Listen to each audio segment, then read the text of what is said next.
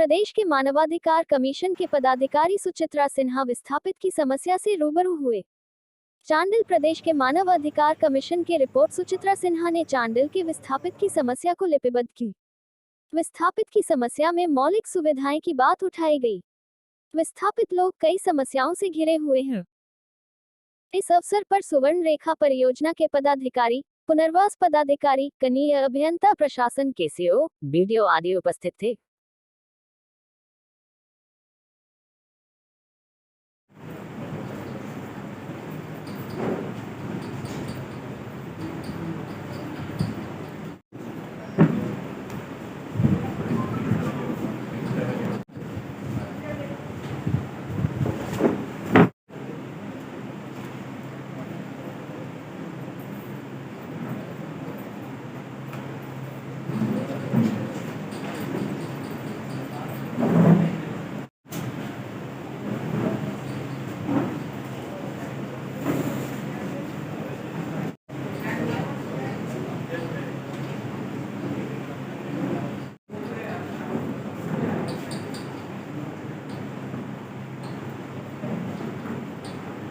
काम चल रहा है, लेकिन अभी तो विस्थापित तो मनाया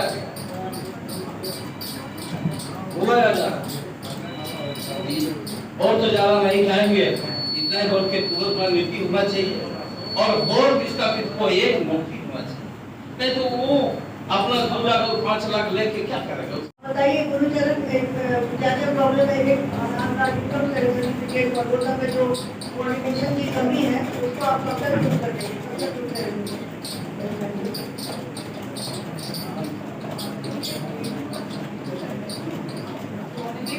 तो बताइए आप लोग।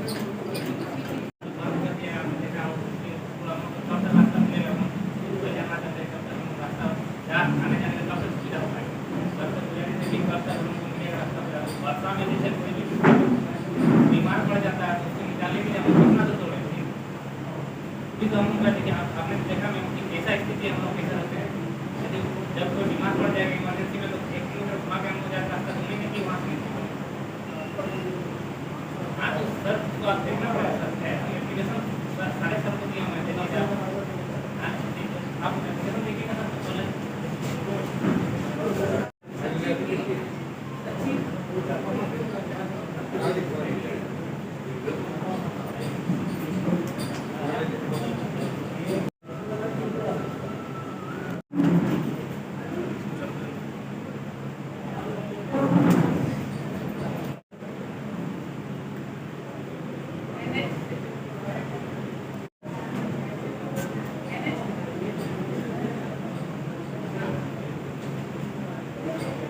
उसके गेट्स पे मैदान में गेट्स नहीं लगे, उसको जल्दी लगवाए थे तो आपको कंट्रोल वाटर जाएगा और जो खेत में पानी जाएगा वो नहीं पड़ेगा। अभी अनकंट्रोल वाटर आ रहा है,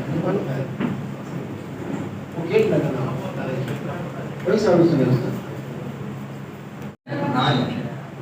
20 साल पहले हम लोग को वहाँ से डिस्प्लेस 30-40 साल पहले कर दिया गया।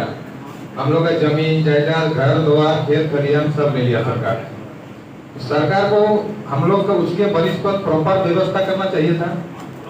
हम लोग को एक पुनर्वास स्थल दे दिया, वहाँ 12.5 डिसमिल किसी को कोई ट्रेनिंग दिया, वहाँ उद्योग भवन बना। उद्योग भवन का आज तक कोई इस्तेमाल नहीं हुआ। उस उद्योग भवन से किसी को कोई रोजगार नहीं मिला, ना वहाँ क्रियाकलाप कुछ नहीं हुआ। आज पुनर्वास स्थल में स्कूल भवन बना, टीचर कौन देगा? विस्थापित का बच्चे पढ़ेंगे कहाँ? अच्छा, कुछ आदमी को सरकार नौकरी दिया, सरकारी नौकरी, जिसका 50,000, 60,000, 70,000 रुपया पेमेंट है।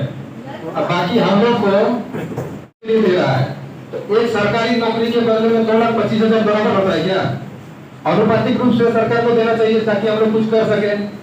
नया जगह में हम लोग का कुछ काम धंधा नहीं है, गरीब आदमी क्या करेगा? वो पैसा खा गया, आखिर वो लोग अपना परिवार कैसे पालेगा? इसका जिम्मेदार कौन है? आज विकास के लिए हम लोग का 116 गाँव को बर्बाद कर दिया। अपने ही देश में हम लोग रिफ्यूजी बन के रह गए हैं। हम लोग को जाति आवासीय इनकम सर्टिफिकेट नहीं बनता है। दूसरा बात है, मुआवजा देता है सरकार, तो कैंप लगा के क्यों नहीं देता है? उसको विकास भवन आदि आपका घूसखोर अधिकारी लोग मिलकर उसका आधा पैसा नहीं होता है। सबको पता है कि 6,25,000 में आधा पैसा लिया जाता है। सबको पता है।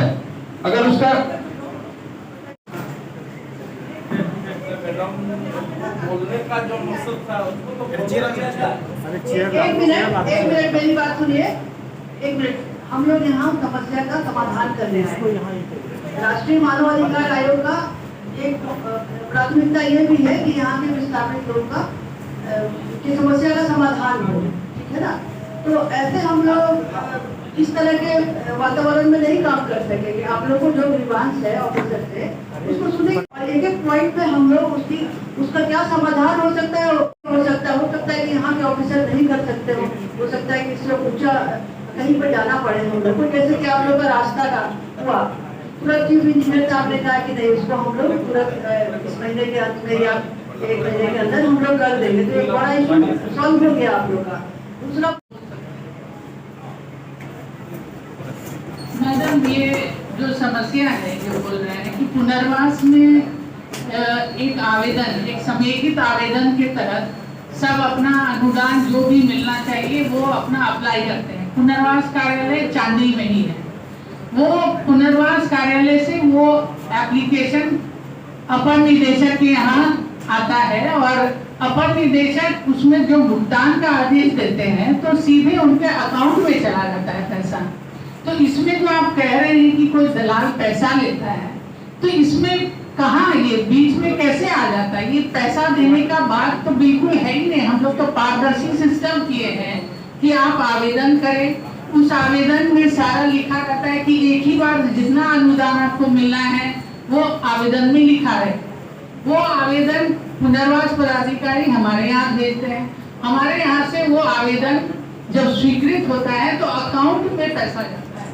ये किसी हाथ में किसी को पैसा नहीं जाता है। आपका जो अकाउंट नंबर दिया रहता है वही अकाउंट में पैसा जाता है। अब ये जो बीच में है कि बैंक से कोई लेता है या देता है, तो इसमें हम लोग चाहें तो विजिलेंस को लगा के ये पता कर सकते हैं, ज्यादा से ज्यादा यही कर सकते हैं। तो ऐसा अगर कोई भी हो ना, आपको 2-4 आदमी का ही नाम मिलेगा जिसके अकाउंट में ट्रांसफर हुआ होगा, जाहिर सी बात है। यहाँ की नहीं है, चेक नहीं है, उसके अकाउंट में चला जाएगा। तो कौन सा बोल रहे कैंप लगा रहे, किस चीज का? ये पॉलिसी में है कि कैंप लगा के कलेक्ट करना, फॉर्म कलेक्ट करना, ये ना भुगतान नहीं। देखिए कि कितने लोगों का भुगतान बाकी है और वो लिस्ट लेकर के जो आपको नहीं अभी तक कितने गाँव में कैंप लगाया गया ये बताइए। मैम, कास्ट सर्टिफिकेट बनाने के लिए खतियान का जरूरत होता है। खतियान हम लोग का डूब गांव का है। हम किसी अदर दूसरा स्टेट में रहते, दूसरा स्टेट या दूसरा जिला में रहते हैं। हम वहाँ घर बनाए, आधार कार्ड वहाँ पर है, वहाँ बच्चा लोग पढ़ा है, वहाँ का सारा कुछ है। नहीं बनता है मैडम। हम अप्लाई करने के बाद कर्मचारी बोलता है कि वहाँ का खतियान को हम इस ब्लॉक का इस जिला का कैसे वेरीफाई करेंगे, कैसे वेरीफाई करेंगे बोलता है।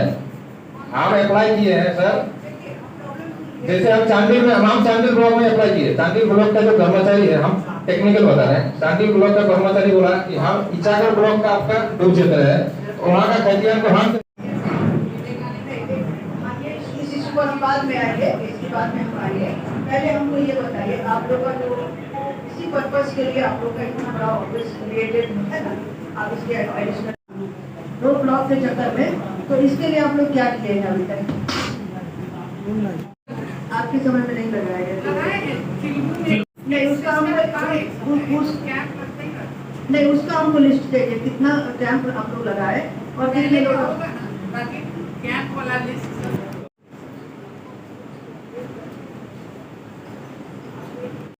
नहीं होगा।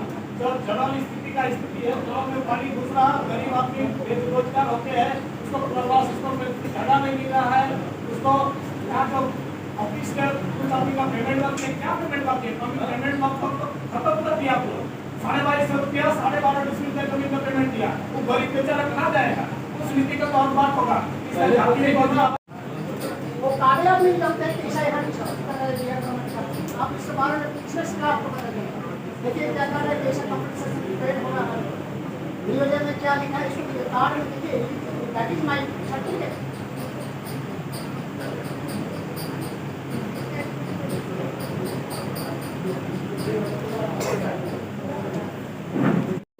आवेदन दे रहा है, इसका आप लोग आपका परमिट सही नहीं है। हाँ वही है। और एक बात है, जैसा पुनर्वास जो नीति है, ये आप लोग पढ़े कि नहीं, ये तो हम नहीं जानते, लेकिन आप लोग को पढ़ना चाहिए पुनर्वास नीति। बताइए गुरुचरण, क्या क्या प्रॉब्लम है? एक इनकम सर्टिफिकेट बड़ौदा में जो कोऑर्डिनेशन की कमी है, उसको आप कब तक दूर करेंगे?